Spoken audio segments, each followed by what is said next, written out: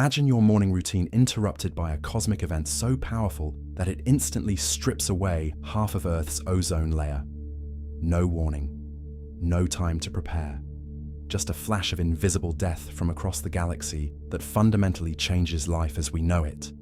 This isn't science fiction. Gamma-ray bursts are real. They happen regularly throughout the universe, and one directed at Earth would trigger a cascade of catastrophic events that most people have never even considered. A gamma-ray burst releases more energy in 10 seconds than our sun will produce in its entire 10 billion year lifetime. Think about that for a moment. 10 seconds equals 10 billion years of stellar output. These cosmic explosions are the universe's most violent events, and they're happening right now somewhere in the distant cosmos. The question isn't whether they exist, it's what happens if one of these beams crosses our path. You've probably heard of black holes swallowing stars, or supernovas exploding. Those are dramatic, sure. But gamma-ray bursts? They're in a category of destructive power that makes those events look gentle by comparison. And here's what really keeps astronomers up at night. We can't predict them. We can't see them coming. The first indication that a gamma-ray burst is hitting Earth would be the moment it arrives, traveling at the speed of light itself. Let's start with what these things actually are, because understanding the weapon helps us grasp the damage. Gamma-ray bursts come in two flavors. Short bursts last less than 2 seconds and typically occur when two neutron stars collide or when a neutron star merges with a black hole. Long bursts stretch from 2 seconds to several minutes and happen when massive stars collapse at the end of their lives, forming black holes and releasing jets of concentrated gamma radiation from their poles. These jets are narrow, really narrow, only a few degrees wide, which means gamma-ray bursts are incredibly directional. If you're not in the beam's path, you'd never know it happened. But if you are in that path, the jet focuses energy like a cosmic laser, concentrating all that power into a tight stream pointed directly at you. Now here's where it gets interesting. Scientists estimate that gamma-ray bursts occur once per day somewhere in the observable universe. Once per day. That's roughly 365 catastrophic explosions per year, just within the portion of space we can see. Most of these happen billions of light years away, their deadly radiation dissipating long before reaching anything important. But statistically, one aimed at Earth is not a question of if, but when. The last major gamma-ray burst that scientists believe affected Earth happened about 450 million years ago during the Ordovician period. Evidence suggests a burst triggered a mass extinction event that wiped out nearly 85% of marine species. Let me put that in perspective. Trilobites, the cockroaches of the ancient seas that had survived for 270 million years, suddenly vanished. Not from an asteroid impact, not from volcanic activity, from radiation originating potentially thousands of light years away. So what would happen if one hit us today? The initial blast wouldn't be the Hollywood explosion you're imagining. You wouldn't see anything unusual. Gamma rays are invisible to human eyes. No flash of light, no sound, no warning whatsoever. The first sign would come from our satellites. GPS systems would start malfunctioning. Communication networks would experience strange disruptions. Scientists monitoring atmospheric conditions would detect something unprecedented. Within hours, the real damage begins. Gamma rays hitting our atmosphere would trigger a massive chemical reaction. Nitrogen and oxygen molecules would break apart and recombine into nitrogen dioxide.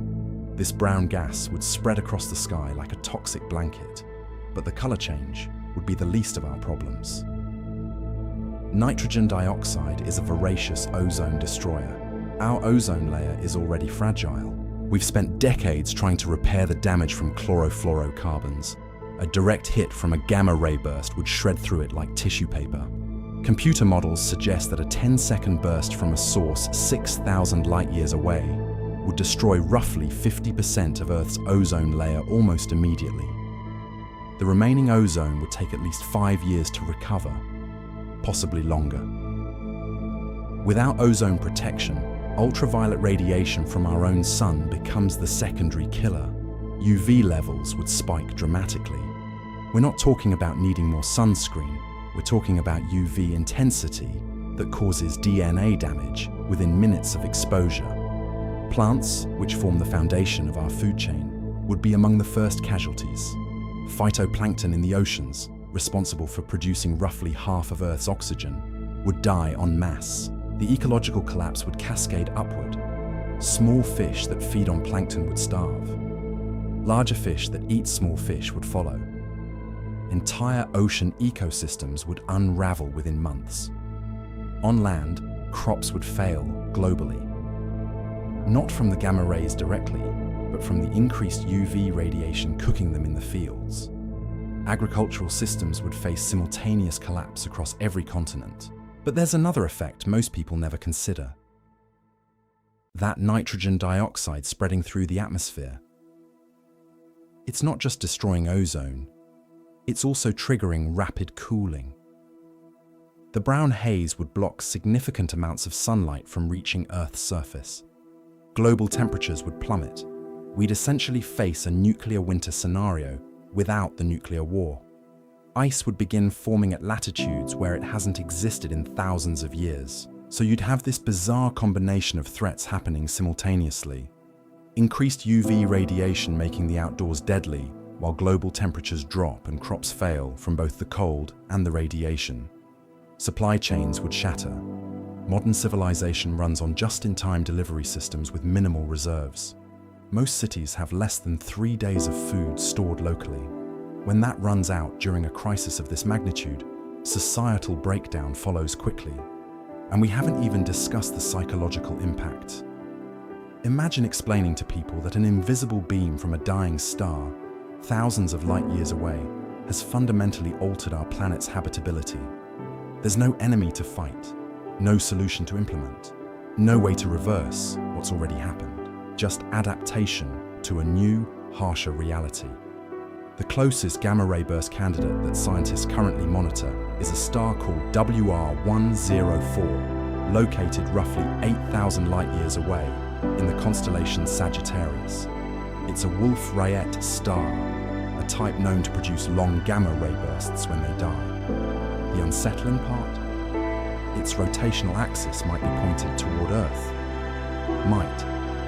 We can't measure it precisely enough to be certain. If WR104 explodes and its jets are aimed our way, we'd have about 8,000 years of warning time. Except that's not how it works. The star might have already exploded 7,900 years ago, and we're just waiting for the light and radiation to reach us.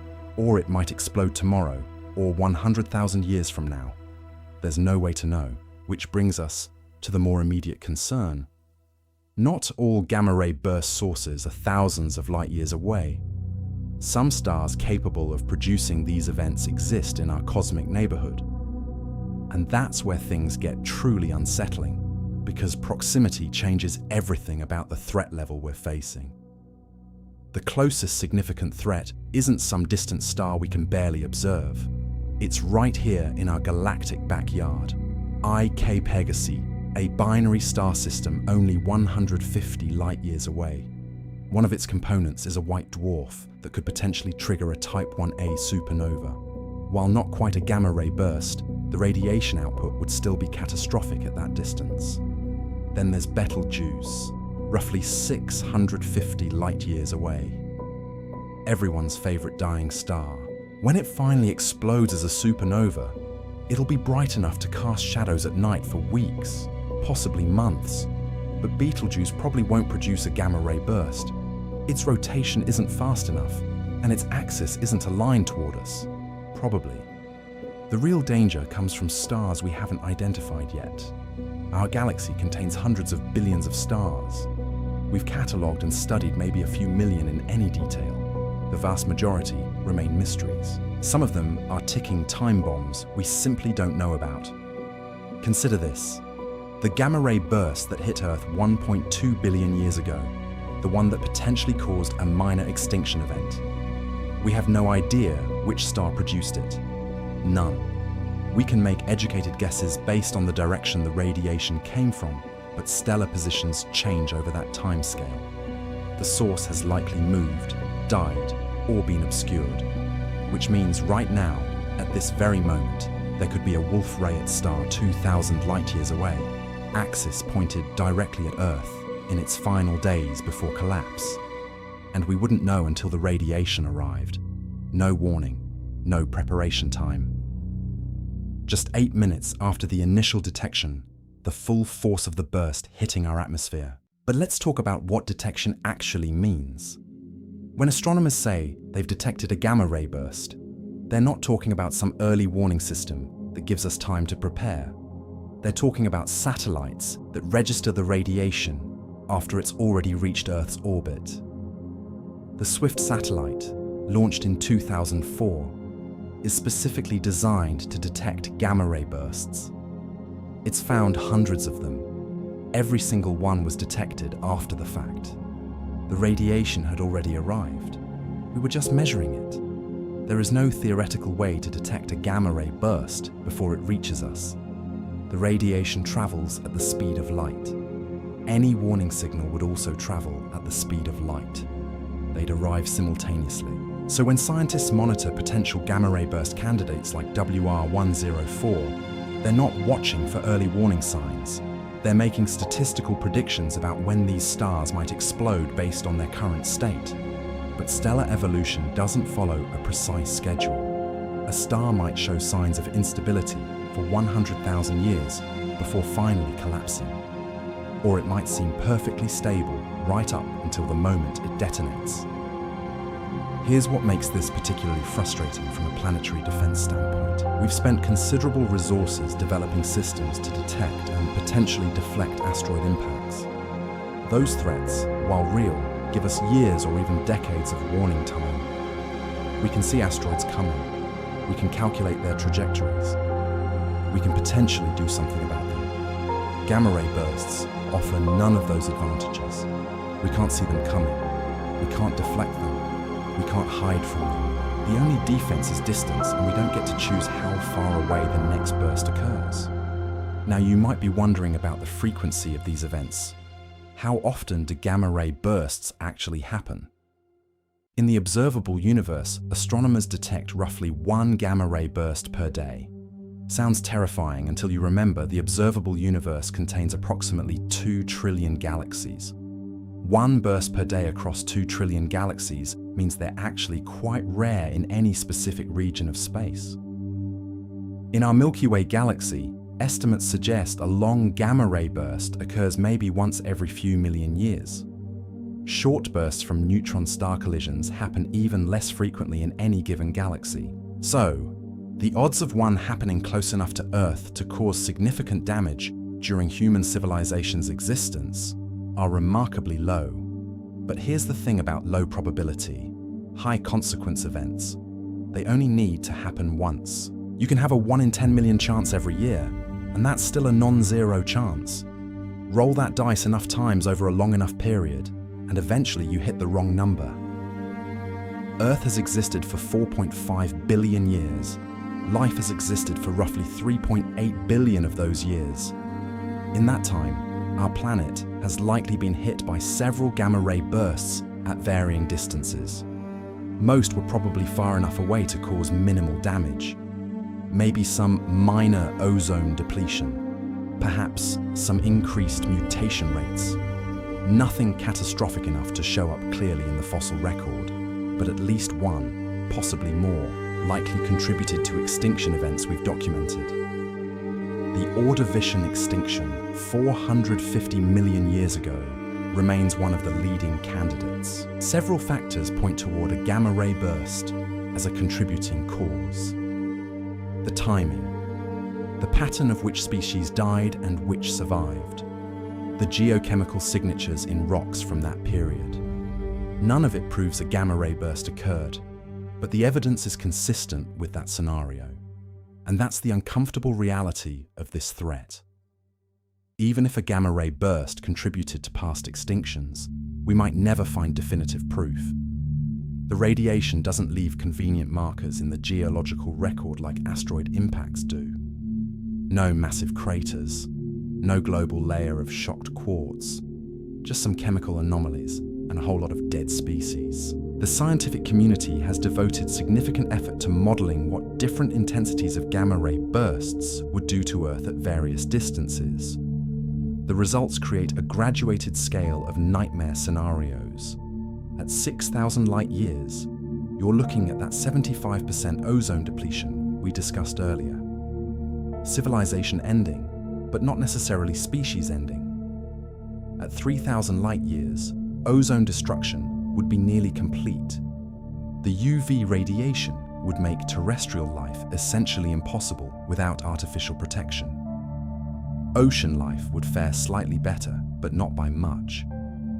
At 1,000 light-years, we're talking about direct heating of the atmosphere from the gamma radiation itself, not just secondary effects from ozone loss, but immediate atmospheric damage from the energy of the burst. And if a gamma-ray burst happened within a few hundred light-years, the planet's atmosphere would be partially stripped away, not entirely, but enough to fundamentally alter its composition and pressure. We'd be looking at a Mars-like scenario playing out over the course of weeks or months. Some scientists have proposed that gamma-ray bursts might be one solution to the Fermi paradox. You know, the question of why we haven't detected any alien civilizations despite the universe being so vast and old. Perhaps advanced civilizations are regularly wiped out by gamma-ray bursts before they can colonize their solar systems and become truly resilient. It's a depressing thought, but it fits the data.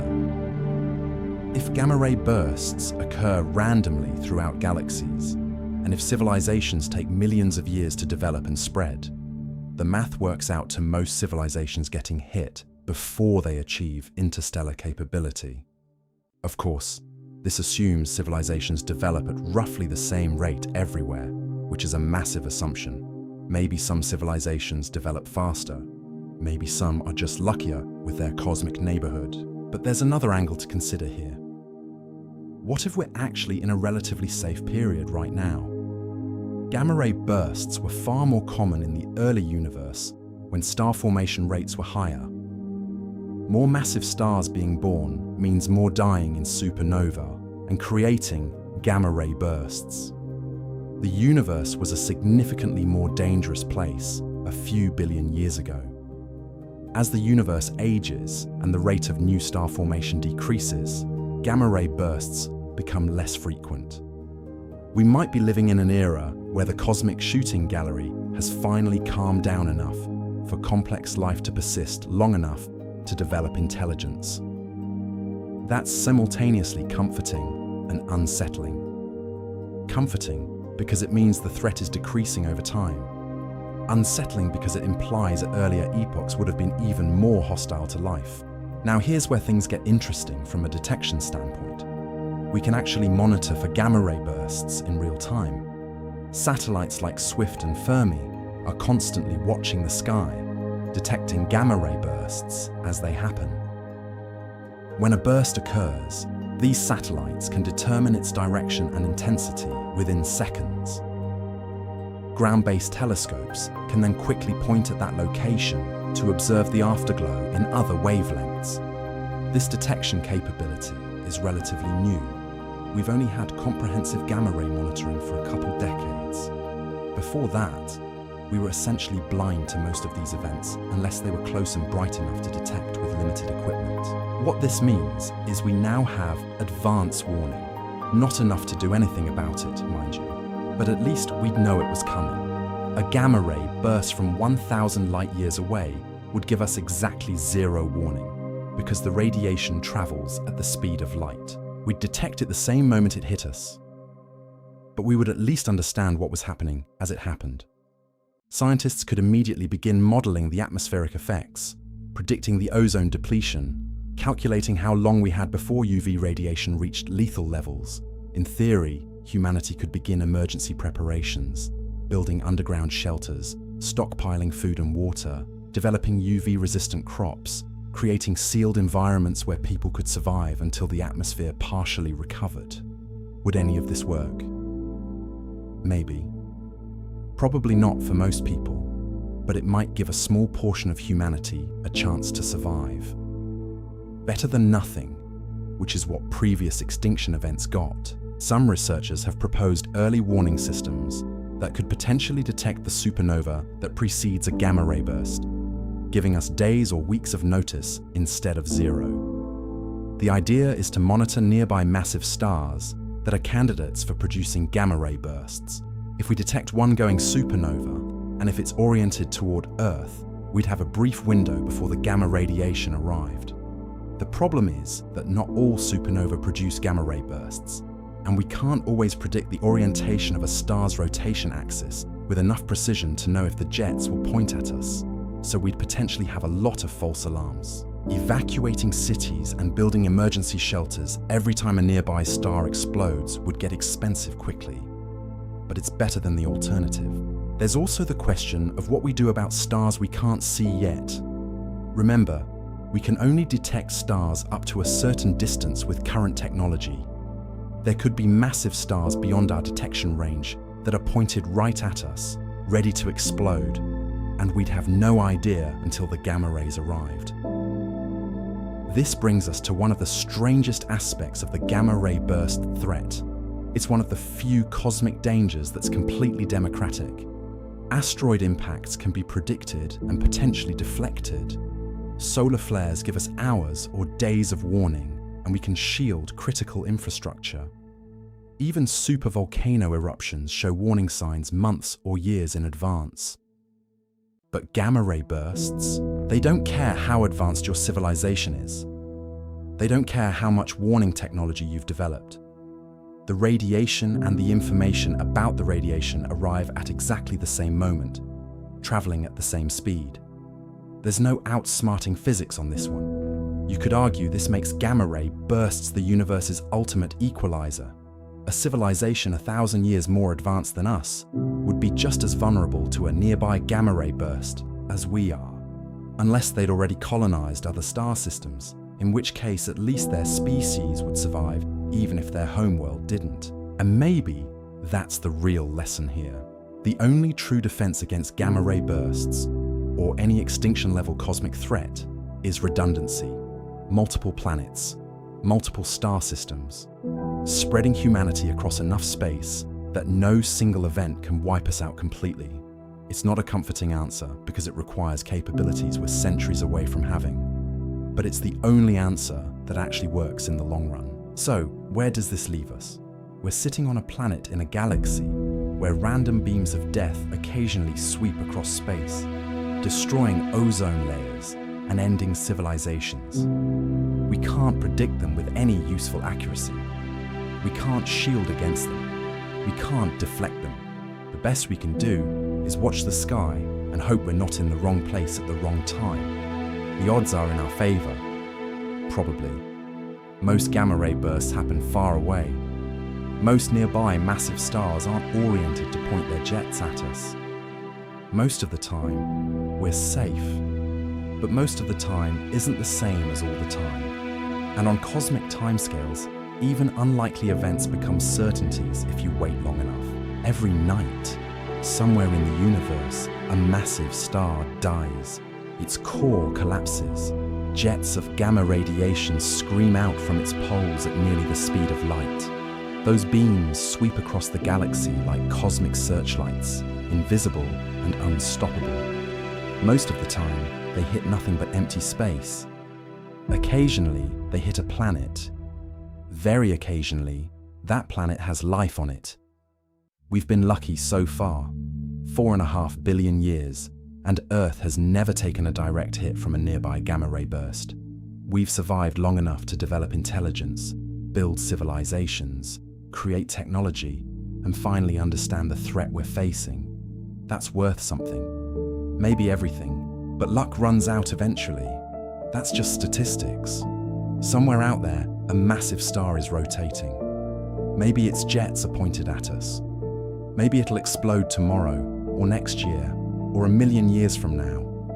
And when it does, 10 seconds of radiation will cross thousands of light years of empty space, moving at the speed of light, carrying enough energy to strip away our atmosphere and end our world. We won't see it coming. We won't have time to prepare. We'll just stop. That's the reality of living in a universe with gamma-ray bursts. The uncomfortable truth is that we're flying blind through a cosmic shooting gallery, and the only reason we're still here is dumb luck. No amount of technology will change the fundamental equation. You can't outrun light. You can't shield against it at these energy levels. You can't see it coming. What you can do is appreciate the absurd improbability that we exist at all. Every generation of humans that's ever lived has survived another day without a gamma-ray burst ending everything. Your ancestors made it through. You're making it through right now. The odds compound across billions of years, and somehow we're still here to worry about it. Maybe that's enough. Maybe survival doesn't require defeating every threat, just outlasting them long enough to become something more resilient. To spread beyond one planet, one star system, one vulnerable point of failure. We're not there yet. We might not get there before our luck runs out. But we're trying. That counts for something in a universe that doesn't care whether we make it or not. Every day without a burst is another day to figure things out, to build something that lasts, to become harder to kill. The cosmic dice keep rolling. So far, they haven't come up snake eyes.